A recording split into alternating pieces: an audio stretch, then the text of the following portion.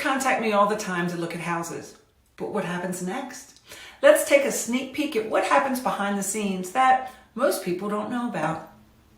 Hi, I'm Melissa Spittle, the local real estate expert serving Carroll County and the surrounding areas in Maryland. Welcome to this new episode of Real Estate Unlocked.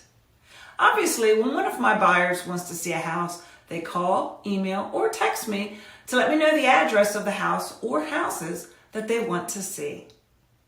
The first thing I do is look up the house or the houses. There's a lot of research that I do behind the scenes. I look up the listing to see if the house is still available. I know, it sounds strange, but I can't tell you how many times buyers find a house on Zillow or some other website that isn't even available to see. Now, how does that happen? Usually the houses were indeed for sale at some point. It could have been last year, or it could have been taken off the market because the sellers changed their minds. Or, and this happens a lot, it's already under contract. Some websites aren't quick to update the houses for sale. So they look like they're still available to see when in reality, they really aren't. The next thing I do is make sure the buyer has a pre-approval from a lender. This is super important for several reasons. First, I want to make sure the houses that the buyers want to see are the ones that they can truly afford. Second, sellers only want bona fide buyers who can get a loan to enter their homes. And third, a pre-approval is required in order to make an offer on a house. So if a buyer isn't already pre-approved, they won't be able to make an offer.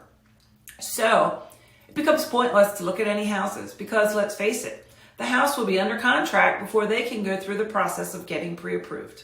Another thing I check out is the amount of advance notice that's required to schedule an appointment to see a house. We can't just show up at a house. Appointments are always required. Sometimes approval to see a house is immediate. Other times it can take longer. There are occasions when sellers require 24 hours notice. So if you call me at noon to see a house that same day at, let's say, 4 o'clock, and the seller requires more than 4 hours notice, we won't be seeing the house that same day. I also look to see if the house will work for the type of loan the buyer will be using. Different loans have different requirements when it comes to the overall condition of a house. For example, if you bring a house to my attention and it's a real fixer-upper, I may tell you it won't work for the type of loan you'll be using. I also look at the disclosures if they are provided with the listing. Disclosures are additional details about a property that can make it or break it for some buyers. For example, a seller might disclose that there's an issue with water coming in the basement. A seller might disclose there's a mold issue. A seller might disclose that there's an HOA fee of $300 a month. They might disclose that you can't do certain things with the property. They might disclose it's in a flood zone. You get the idea. There are all kinds of things that can cause buyers to change their minds about looking at a house. So I do the research first. And then there's a bunch of other details that I take a look at. For example, I look at the taxes. The yearly property tax gets divided by 12 because there are 12 months in a year. That number is then added to the mortgage payment each month. Higher taxes can significantly increase a mortgage payment, and that can be a deal breaker for some buyers. So I feel it's good to let buyers know up front how much the house might cost them when you add in the taxes. I also look at what's not included with the house. Sometimes the washer and dryer aren't included. Sometimes the refrigerator isn't included. Other items can be curtains and window shades that aren't included. I've seen instances where a shed is on the property, but it's not included because the sellers plan to move it to their next house. When big ticket items aren't included, they can be another added expense for buyers and can be a deal breaker. I look at the HOA or condo fees when they apply to a house or condo. These fees can be anywhere from really low to unexpectedly high. Sometimes they are high enough that it makes a house or condo unaffordable. These fees become another added expense that makes some properties out of reach for some buyers.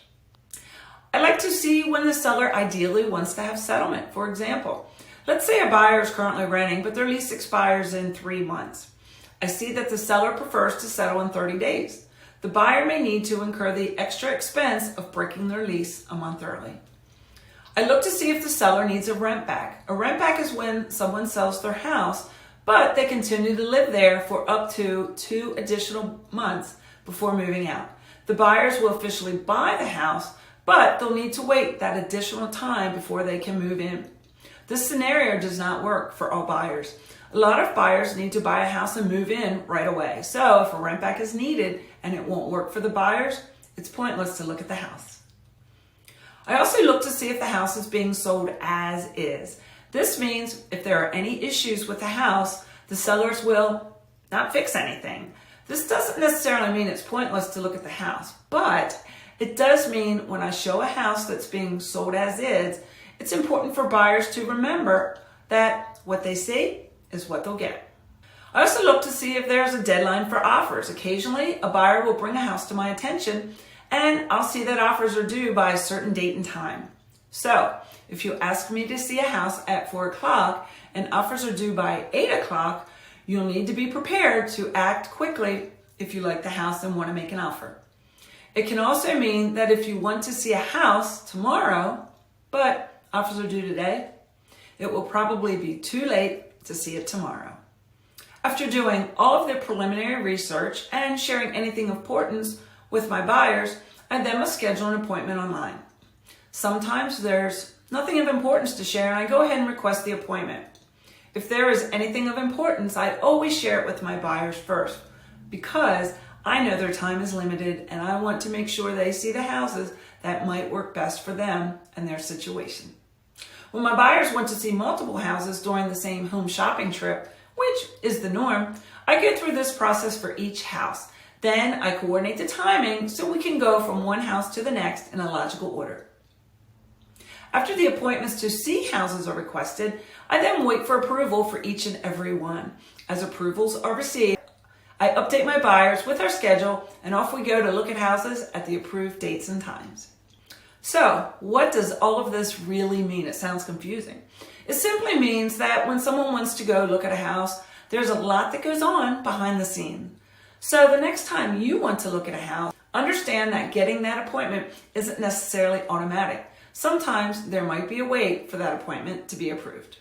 If you found this video helpful, don't miss this next one. And if buying a house is in your future, you'll want to download a free copy of the Ultimate Home Buying Guide. It provides the step-by-step details on what to expect when buying a house in Maryland. Then all you need to do is call or text me to get started on your home buying journey.